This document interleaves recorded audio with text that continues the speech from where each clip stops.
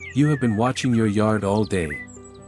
The feeders are busy in the morning, the cardinal moving through the maple at midday, the robin on the lawn pulling worms out of the wet ground in that last slow hour before the light changes. And then at some point, somewhere in that 20-minute window between dusk and full dark, it all stops. The feeders go quiet. The branches go still. The yard that was full of life an hour ago looks empty in a way that feels different from ordinary emptiness. Like something has been switched off. Most people assume the birds are just somewhere else in the neighborhood. Roosting in trees. Doing whatever birds do when no one is watching. Alive but unremarkable. What is actually happening is not unremarkable at all. What your birds are doing between the moment your yard goes quiet and the moment the first one returns at dawn involves physiological events you would find difficult to believe if you saw them from the inside. Hidden behaviors are so specific and so deliberate that calling them just sleeping is like calling migration just flying south. Technically accurate. Completely misleading about what is actually occurring. Welcome back to Backyard Bird Stories. Subscribe before you leave because tonight we are going into the dark. Into the hours your birds spend doing things you have never seen. Into the biology and the behavior and the extraordinary quiet machinery of a wild bird surviving the night.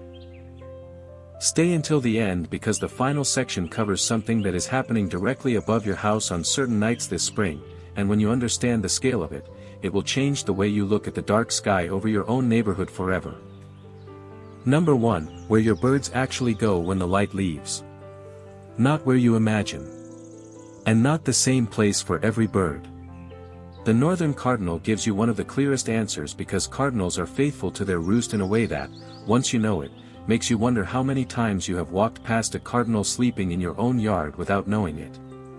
In the hour before sunset, a male cardinal moves. He leaves whatever part of the yard he has been using through the day and pushes into the densest vegetation he can find. Not for warmth primarily. For invisibility. A sleeping bird is a bird that cannot respond to a threat, and a cardinal pressed deep into a thick holly bush or a dense tangle of evergreen shrub is as close to invisible as a bright red bird can make itself in a temperate yard. He will use the same roost site night after night for weeks at a time. If you have a holly, a boxwood, a pyracantha hedge, or any tangle of dense native shrubs in your yard, there is a reasonable chance a cardinal has been sleeping inside it every night this winter without you knowing. The chickadee does something different. Something that, when you understand what it actually involves at a physiological level, makes you look at that small bird at your feeder in the morning with something that feels close to astonishment. On cold nights, a black-capped chickadee enters what researchers call regulated hypothermia. The bird deliberately lowers its own body temperature. Not slightly. By as much as 22 degrees Fahrenheit below its normal daytime temperature. Its metabolism slows. Its heart rate drops. It is not sleeping in the way we mean when we use that word. It is performing a controlled shutdown. Pulling its body back to the edge of something that would be dangerous in any other animal, and doing it on purpose, with precision, every single night, to make it through until morning. A chickadee weighs about 11 grams. That is roughly the weight of 2 pennies. On a bitter January night in the northern United States, the energy reserves of that tiny bird are so slim that without regulated hypothermia, it might not survive to sunrise. With it, it does. Night after night. Through temperatures that would kill an unprotected animal its size within hours. Where the chickadee sleeps matters too. It finds a cavity. An old woodpecker hole in a dead limb. A gap in rough tree bark. A nest box. It goes inside. The walls of the cavity trap the warmth of its body, reduce heat loss, and give it the margin of metabolic safety it needs to make it through. Your nest boxes are not just breeding infrastructure in spring. They are survival infrastructure every single night in winter. The chickadee sleeping in the woodpecker hole in your oak right now is not resting. It is running a piece of physiological engineering so precise that researchers who study it are still working out all the mechanisms. Number 2, the communal roost and the species you would never expect to find in one. Some of the most surprising nighttime behavior in your yard involves birds that, during the day, want nothing to do with each other. The eastern bluebird is among the most striking examples of this. In the breeding season, the male bluebird is territorial in a way that feels almost personal. He will challenge other males aggressively, defend his nest box, and keep competitors at a distance. The social rules of the bluebird world in spring and summer are clear and firmly maintained. In winter, those rules are entirely suspended. On a cold winter night, that same bluebird will squeeze into a nest box with up to a dozen other bluebirds and sleep pressed against them, sharing body heat, in a cavity barely large enough for a single bird to fit comfortably. Researchers have documented nest boxes in the eastern United States that contain 12, 13, 15 bluebirds on a single cold night.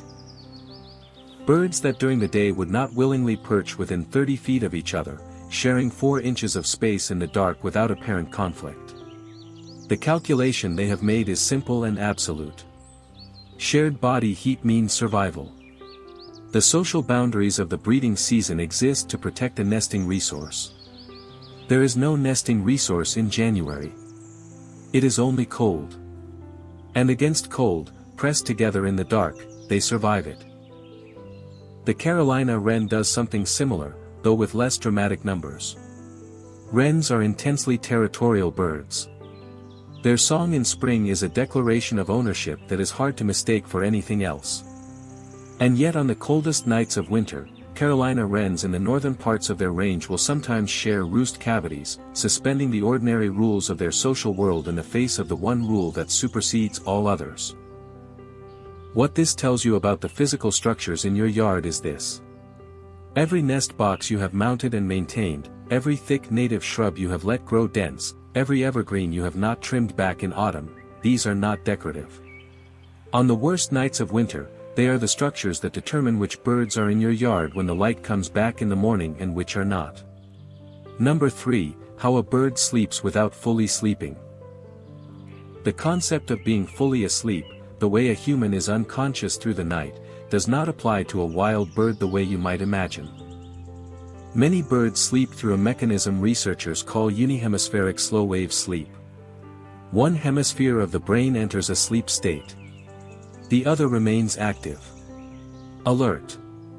Processing incoming information from the environment. The eye connected to the sleeping hemisphere closes. The eye connected to the waking hemisphere stays open, scanning. The two hemispheres swap periodically so that both sides get the rest they need, but the bird is never fully unconscious the way a sleeping human is. It is always, at some level, monitoring. Cornell lab researchers studying mallard ducks documented this pattern clearly. Ducks sleeping in a line at the edge of a group kept the outward-facing eye open, monitoring the perimeter, while ducks in the center of the group slept with both eyes closed. The vigilance was distributed across the flock. The birds on the edges were running a different sleep state than the birds in the middle, because their position required it. Your yard at midnight is not the empty, switched-off space it appears to be from your window. Every cavity roost, every dense shrub, every thick inner branch of an evergreen holds a bird in that half-awake state. Monitoring. The snap of a branch registers. The scrape of a claw on bark registers. The sound of the great horned owl calling from the oak at 10 o'clock registers in every roosting bird within earshot, even the ones you cannot see. The alarm call of a robin flushed by a cat at midnight travels through the dark to sleeping chickadees nearby.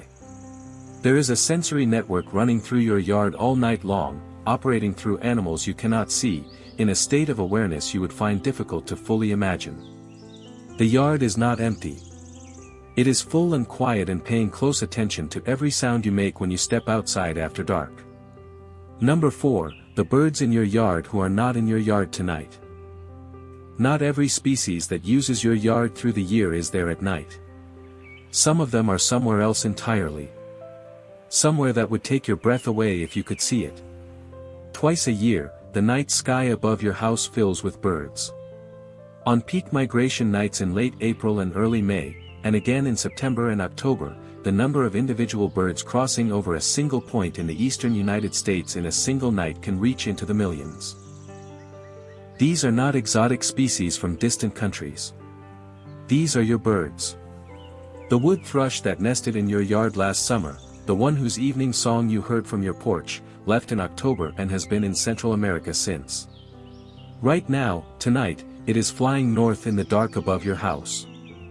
The ruby-throated hummingbird that will appear at your feeder in May crossed the Gulf of Mexico last night in a single non-stop flight of more than 500 miles.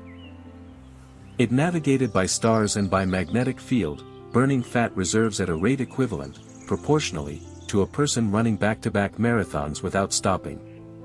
It left the Yucatan coast in the dark, alone, and arrived somewhere along the Gulf Coast this morning and has been moving north through the day.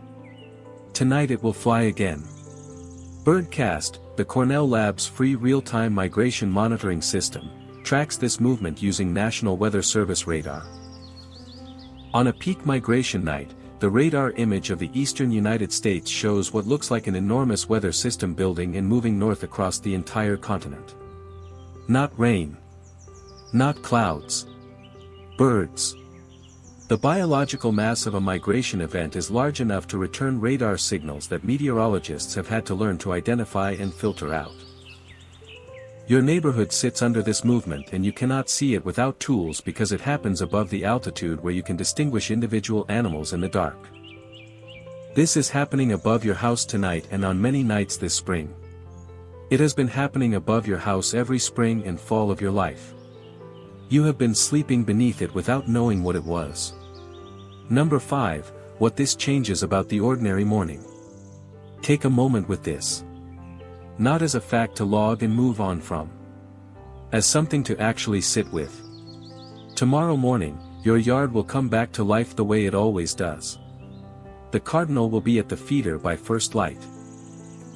The chickadee will work through the maple from branch to branch the way it always does.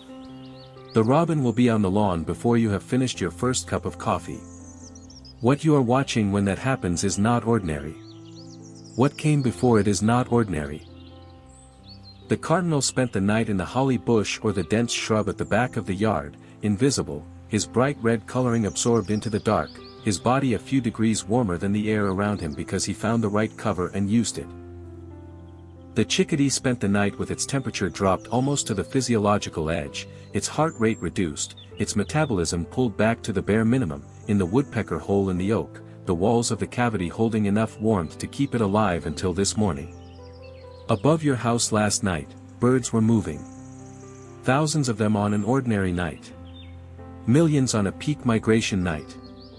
Moving north through the dark by mechanisms your eyes have no way to perceive.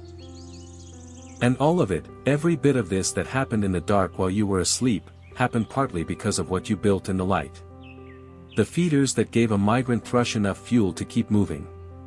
The nest boxes that gave the bluebirds a place to press together against the cold.